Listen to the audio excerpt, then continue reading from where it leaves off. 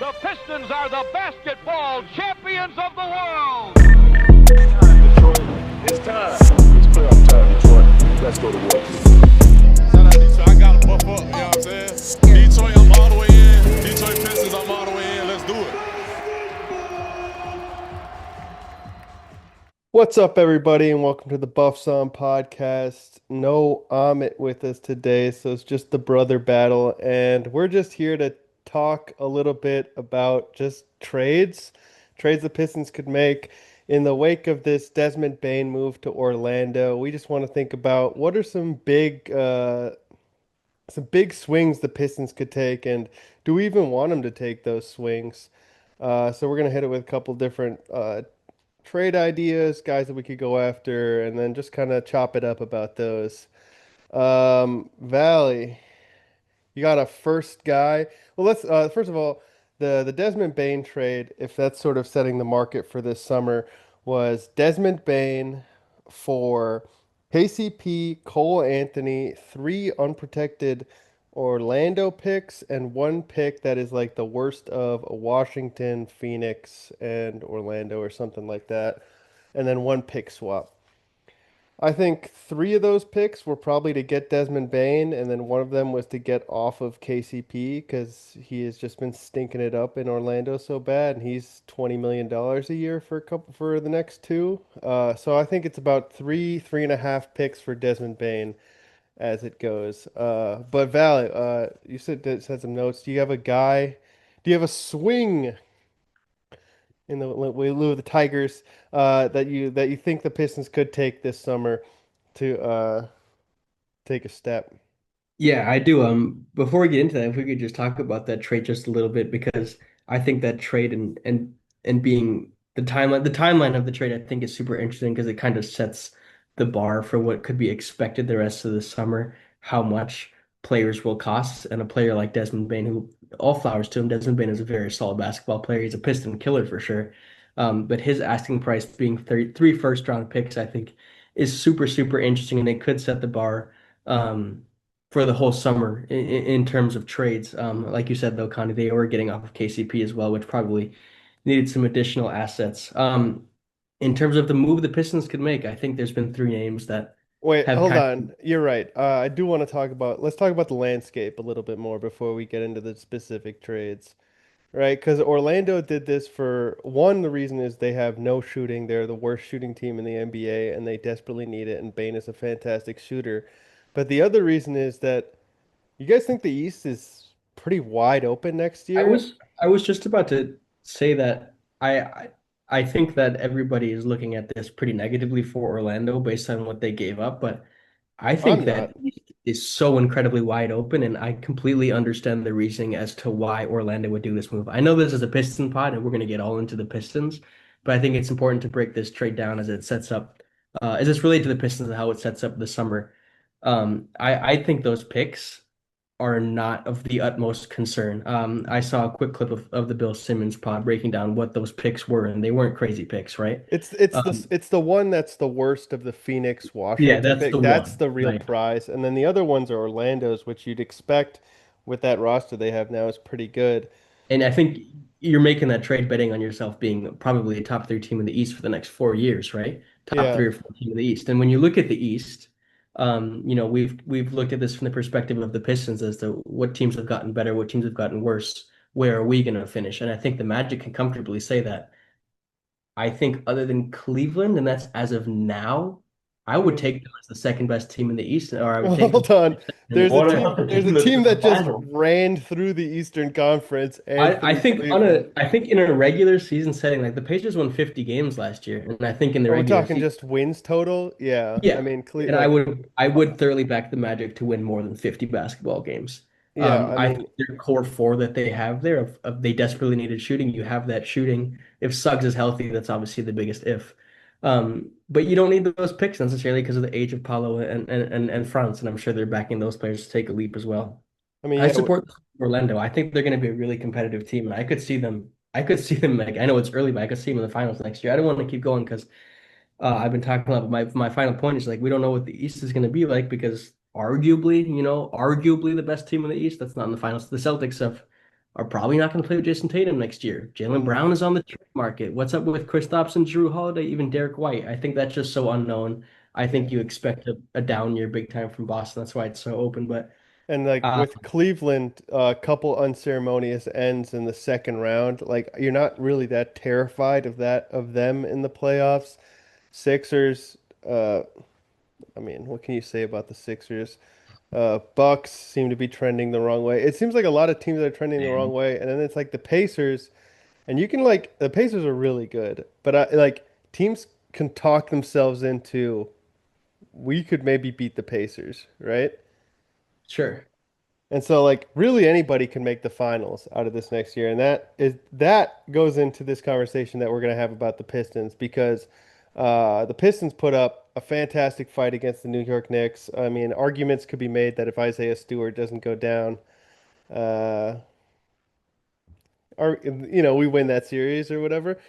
Like we could be one piece off with internal growth of being a really competitive team in the East, right?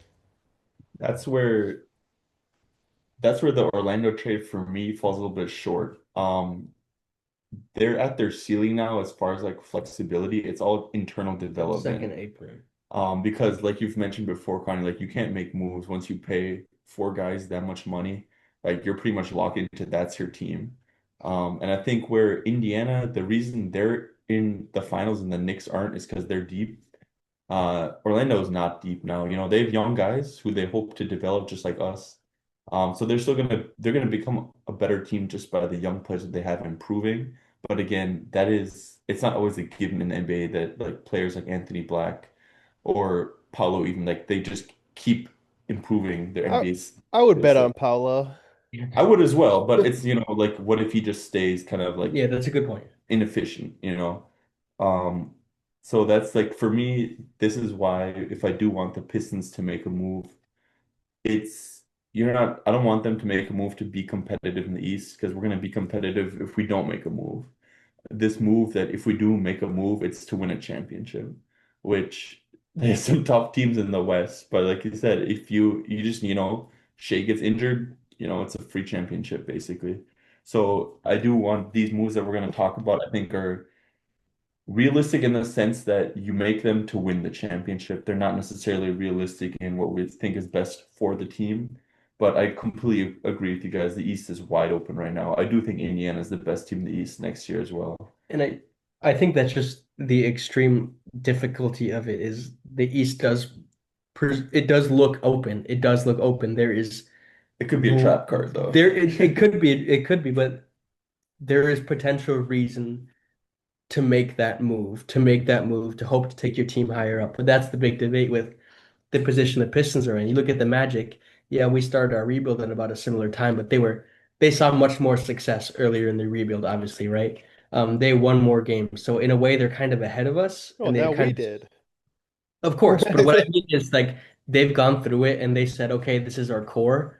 I want to try to take that jump. I want to use our assets to take that jump. And we are not in a position where we have to use our assets to take a jump because I think the sky is still the limit for us. And I think we do have a higher ceiling than Orlando. And obviously, I think we saw that last year, even though they were off to a great start last year prior to those two freaky abdomen injuries that are rarely seen that happened to both of their players. And then Uh, Suggs too. Uh, it's going to be super interesting because with all these three guys that we're going to discuss about in terms of potential moves, in terms of a trade, every single one of them, that debate is going to be like, is it worth to give up those assets and supply that asking price? That's going to be the really tricky on the fence debate that we're going to have, I think, with every single one of these names. all right. And Well, can I go just a name we're not going to talk about is Giannis. I know he's on the block, but we're the not getting price for Giannis. He's Giannis not is on the We're block. just not. yeah, if the Okay. like you're just not going to match an astronomical asking price. Giannis is not, but okay. So let's talk about guys that are possibilities, and I want to talk. Let's start with These are trade specific, right? Not free agent signings. Yeah. no trade specific. And I want to start with probably the most unrealistic option, but the biggest name out of the three, and I want to start with Kevin Durant. Kevin KD has labeled a couple I don't know, preferred destinations.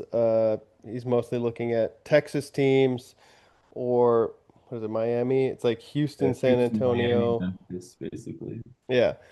Oh, Um, Timberwolves. No, he just said he doesn't Yeah. want to go to Minnesota this morning. He said not Minnesota. He Not just Minnesota, but at the same time, Kevin Durant, I love Kevin Durant. He's one of my absolute favorite players ever. He is 39 years old and doesn't quite have the same sway over an organization that he would have had even a couple years ago, where I don't think Phoenix is going to be hard fast. We're going to send this guy exactly where he wants to go, even if it's slightly worse for us, right? Real quick, KD is 36. 36. Why did I think he was 39? All right, still drafted 2007. He's been in the league for a long time. Has The had an injuries starting Achilles to pile injury, up a injury little center foul. No doubt he's still going to get you what an efficient 27 a game. Um, bit. rebounds, assists. Like you can't argue with it. There will be production, but for how long and will he want to stay there and all that? A trade package that apparently has been made, an offer that's been made by San Antonio that was rejected, was Devin Vassell, Harrison Barnes, and the number 14 pick. And that got rejected because Phoenix additionally wanted to add either Sohan or Steph Castle to that mix. Uh, do either of you guys have like a package that you from the Pistons that would go to Phoenix for a Kevin Durant? Yeah, and I do think it's a better deal than what the Spurs offer because I don't understand why they won't throw in another first round pick to get KD. I think that would be an insane team, but I agree you don't want to give Stephon Castle. But so this trade works in ESPN Trade Machine. You have Tobias Harris, Fontecchio, Ron Holland, and then that's to make the money work, and then you throw in the picks. So let's just say two unprotected first round picks. That's kind of like the deal that I have there. Or maybe you just do one pick and a few seconds, whatever it needs to sweeten the pot there. How would you feel about that personally? I know KD's he's gonna be on one more year and then a 2-year extension, which is gonna be about 60 million a year. Um, I'm honestly pro that trade. I think that's not giving up too much of our future, even though I do love Ron Holland. Um, but of these names that we're going to talk about, that might be my number one. Just, 2 years, see what we have, and you still keep all your young guys except for Ron. Well, what do you guys think? really quick, I thought he's an unrestricted free agent following the next season. Yeah, But whatever we pay team him for one, trades, and then he's eligible for a 2-year, whoever he ends yeah, up. whatever team he trades for is going to try to sign him that 2 year, like the same thing Okay, that Jimmy Butler so it's got with essentially OKC. like at least a realistically, ideally, theoretically, a 3-year commitment. Yeah, like a Yeah, 3-year 180 is what you're I financially looking at. I certainly don't mind that package at all. I think I was initially really stood away from Phoenix on their initial asking price, saying they want to get back a similar return as to what they gave up to get Kevin Durant, which is ridiculous to me. And of the names we're going to go over, although that is like an enticing offer, and that does sound like a really good offer, I think Katie is lower on that list for me in terms of players I want to get in. I wrote positives and negatives of each player, and really the positives I have of him is just like a strong connection with Cade. He's a pure hooper. I think Cade and Kevin Durant could both be put under that category of ethical hoopers, and obviously there's a connection, a mutual respect between those two that we've seen since Cade has been in the league, and obviously that could go further than that. But the negatives, the I mean, hold concerns, on. Another positive again is that he will be the best player on this team. Uh, Imagine LCA with KD in it, man. I get a KD Pistons Imagine trade this on the first day. the starting lineup, but with like Kevin Durant instead of Tobias Harris, right? Like it is such a huge improvement in the guys that we have on the court that ooh, I I think just I think if Phoenix hears that offer, they say there's not enough in it for me, and I need another young piece. or they need another pick, right? Like, is it Either or. if it is going to be like the Bane, if Bane goes for three, does KD go for three? Does KD go for four? And then, like, at that point, are you willing to throw in four first round picks for this? Or they say like, no, I don't want Ron Holland. I want to start Thompson. No, I want Jaden Ivey too. Like I just don't think like if in principle that's the deal, yeah, but what's in it for Phoenix to do that exact deal that you just listed? They're going to need a lot more defensive ass excuse me, a lot more draft assets and a lot more. I think they'll need another young piece and they'll demand another young piece. I could even see Stewart, given it, the fact that he's on that 4 year 64, he makes some money, could be make it easier to make that deal worth it. But the assets, obviously, the huge money he's owed. He is 36 years old, and he has a tendency to leave organizations after a couple of seasons. And I know with his age, that might not be the most important, but he does have a tendency to kind of leave in a um, not the best terms with organizations. I think this move, out of all of them, concerns me a little bit more of a Stan Van Gundy kind of move. Like, hey, we see a window, let's drop it and let's try to get this guy. I would prefer. I'm assuming we're going to have to give up two young pieces and draft capital to obtain Durant on top of the Tobias Harris, And I think, What if you throw Sasser in there as well? sure, I think I think I would just Phoenix Phoenix says who? thoroughly prefer to obtain are guys that we have and the impact that, yes, KD would be freaking awesome. But realistically, KD hasn't really been on a competitive team for a little bit now since I say he was in Brooklyn. I don't know if those Phoenix teams were ever that good. Albeit there were bad teams around him. I just don't think it's worth it. When it comes down to it, you have to ask the question of like, is this move worth it? You have to give up pieces for a 36-year-old, a considerable amount of pieces. I say no, it's not worth it. Although I do see the potential of it, and I do see the argument for it, especially if you could theoretically get away with a low asking price for KD. That's kind of where I landed. I mean, Kevin Durant, you're probably getting him for 3 years, then who knows what. And then after those 3 years, Kate is 26, Stern is 24, fucking Ivy is 26 as well. Like you still have these guys that are still entering their prime, and now you've given up these assets to have this guy. It would be a nice streak, but I mean, I just don't think the timelines really don't match up. And if it is like, it probably will be more young guys. Like, there's no real prize in that collection that gave through. I mean, Ron Holland, but he's pretty unproven around the league. That I just want to see these guys grow, right? I just want to watch my guys grow and be better every year. And for how much I think will have to be given up for Kevin Durant, I might be out. Yeah.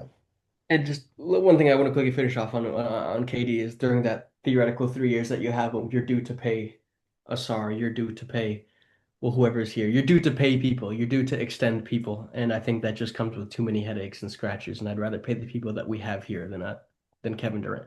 Go ahead. Yeah, the last thing I'll say is I think the timelines would be almost ideal, because you are taking advantage of this gap in the East, and then, like guys said, when it is time to cook the books for the home players, he's gonna be off the board, right? So that's, I do like this trade. If they do, I guess it depends what other teams offer because they will need to make a move for him before the season starts. Phoenix, that is. So if like the rest, like if like compared to the Harrison Barnes, Devin Vassell, and one pick offer, right? There's not much to differentiate these two offers. Maybe just throw in that additional pick to make that work. If that is the offer, I would happily take that. But like you guys are saying, I think it's going to be a reoccurring theme. If teams are asking for Stewart, for Ivy, for Asar, I think these trades are not going to go through, even though they are all unlikely to begin with. All right. So we're lukewarm on Kevin Durant. We'd like him, but we don't want to mortgage the future for him. Next guy, I'm gonna end with the guy that I'm most interested in. So next guy up, from the Utah Jazz, Lauri Markkanen. Fits the timeline a little better. He's, I think, 27 right now. I'm bad on ages. I think he's 26, if He's I'm not 28. Okay, he's 28. 28 right now. But that I think still He's a definitely young 28. within the timeline of the Pistons. I mean, you push it out 5, 6 years. His player type I think will be good and effective for a while. Um, you got anybody build a package for Lowry? Yeah, I did, and it's easier because he did just re-sign his extension. Was it last year or this summer? But he's going to be making an ascending salary up to 53 million a year in 28, 29, which is a good chunk of cash in a distant future. But kind of like you've been saying in previous pods that the salary cap will raise, so I think his contract is not necessarily like a giant albatross. It is a lot of money, but for a player of his caliber, it is pretty decent. And it's the exact same package I had for KD minus Tech. It's Ron Holland, Tobias Harris, two first round picks. With this Desmond Bain news, it's probably going to end up being three first round picks. So basically Harris, Ron, and three firsts for a guy who's a 7 foot athletic 3-point shooter. He's a easy like 40% when he's not like with Keontae George on the court and other trash players around him.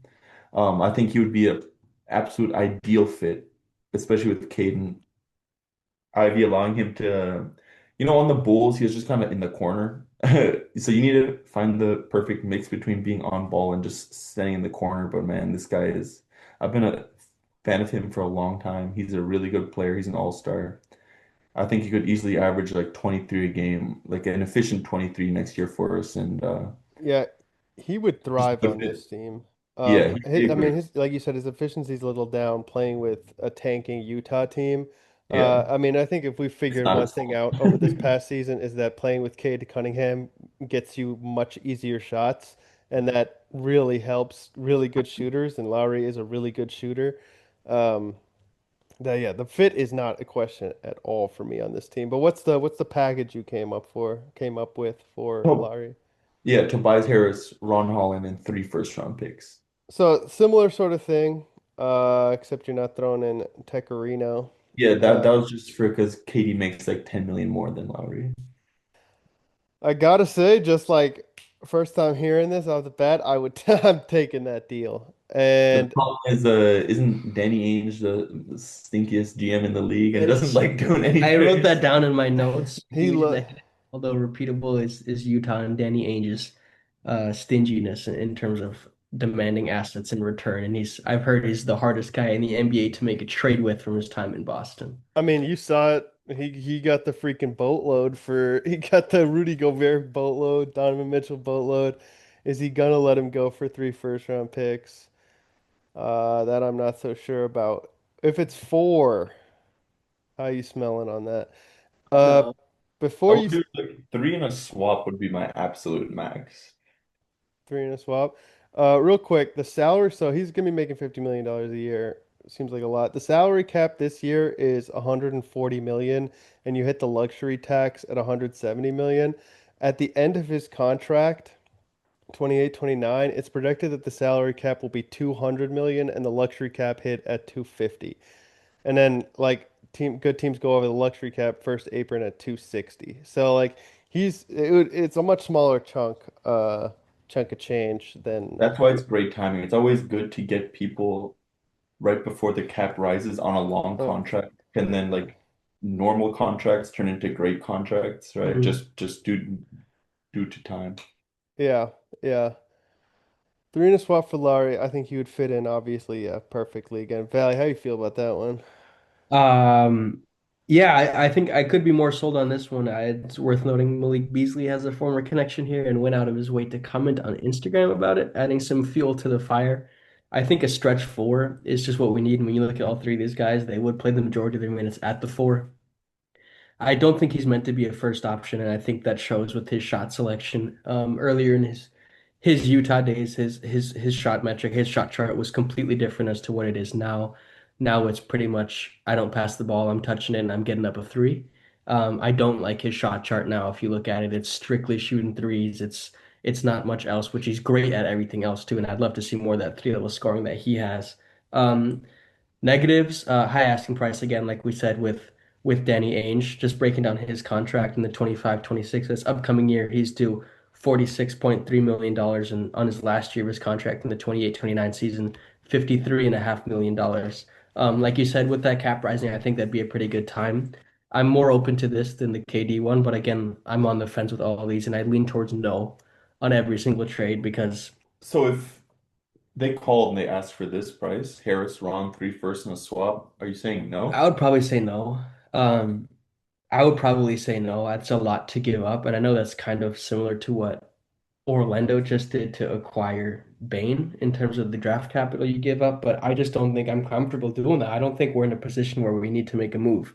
I think we're 1, 2, 3 seasons away from being in a position where like, all right, let's make a move. I think next summer is the conversation you have about making a move. You look at Indiana, um, they didn't make a move over this summer. Siakam was on their roster last season. They went into the postseason last season with Exactly. Siakam. They But kept their roster together this summer. They didn't go do anything but else. they went and got Siakam. They gave up three first round picks for Siakam before you would say that they're super ready to do it. So perhaps they did do it early, and perhaps that's an argument for doing the Lowry Markkinen deal. I get it completely, but I'm a guy that really prefers the and sees the homegrown pattern of this, and I'm all in on the core. I'm all in on growing the core. And my concern with Lowry Markkinen is the trend in his shot chart, how it has gotten less versatile as the years go on, and he strictly becomes a catch and shoot 3-point big man. That could be the system, that That's could be the that's not who situation, he is. but we don't know Well, that. we do know that. Like, I obviously, don't we think don't we watch a do. whole lot of Utah Jazz basketball, but he is a dynamic player. Like, he He can is, do but things on multiple levels.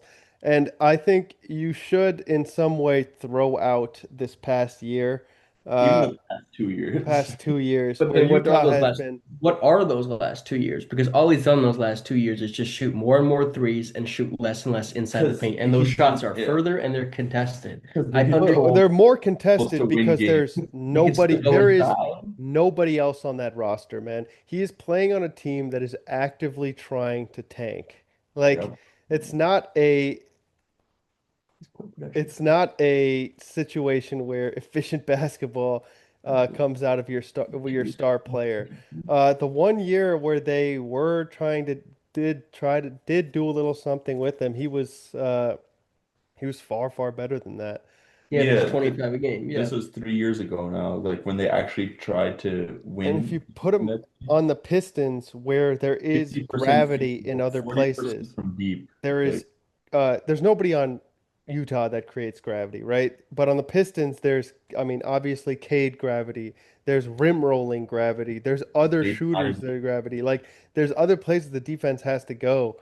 That I mean, also Cade is an amazing passer and setup man. That those things are just going to get easier for him. And if you make it easier for him, I think he'll really show out. Um, Anything else on Lowry? So me and Gabe say yes. Valley says no. How you rank it right now, Connie? KD, Lowry, where's your 1, 2? For me, I it's go Lowry, KD. Lowry one, KD two. Yeah. Same for me, and it's not close. I still would lean Lowry, but I'm still like, I just don't see the need to make a move for this team, and that's what it comes down to over and over again is like, okay, maybe next year. There's always going to be names in that hat that could make a team better that are going to be available for trade. That's always going to be there. There's always people on the move. This is the NBA. It's a business. Um, so I I just, agree. so I just disagree. I say run it back, maybe do a tiny little tweak, but run it back. There's no need to shake things up. Like this is our first time here in like near 20 years. We're a competitive team with a solid roster. Don't need to shake it up and go all in for a championship and to maximize our window and minimize our window, excuse me, to maybe a I don't, 4 year but I don't run. think he minimizes the window is the thing. Um, Yeah, if you're not giving up the boatload, If it's you're fine. paying, he's and making it's an the same average thing with those first 29 round million a year picks for his as contract. with Orlando. Is those first if we get him, those first round picks aren't going to be that But what good. about extensions to our guys? He over his 4 year, he makes an average of 49 a year. That last year he makes 53.5 million. That's got to interfere with, and especially with Cade getting that pay increase, making all NBA, like that is gonna create complications into paying Ivy, Asar, whoever ends up not being in the trade. Like that is gonna have to be paid. Like that's money that has to go. And again, I'd rather just for now, let's keep our money with our guys that we already have, and then we can assess if our season doesn't go ideally next year, we can assess that at the off season. Like I just don't think I think every move right now, every major name is totally premature. And I think that is just off season talk. Yeah, that's what this pod is. Because fundamentally agree because we have not reached the staleness of this roster. If there is staleness, right? We're still unknown, we're still on the rise up. So yes, I agree. You don't want to give up and like yeah, alter that. I think it would be a But good time to that's get a contract on now that's because what I'm you have saying. flexibility now. But Because also, And the greatest one-ups of all then you time. throw the extensions on top of that. Once you have those extensions, it's much harder your to make. maneuverability becomes much less. Like I could also it's easier to do the extensions and go over a limit than, do the extensions be at a limit and then you And not can't be able go to. over with like you sure. just can't get the deal done. I think we agree that the core itself we want to see grow, and that's why you don't want to give up too much to alter this core. Any of those guys you're giving up could end up being better than the player you're getting back. Oh no, it's not gonna be better than Markkinen. Well, Ron Holland could be in the NBA for 18 more years, So could and Morgan. no, All no. right. All right.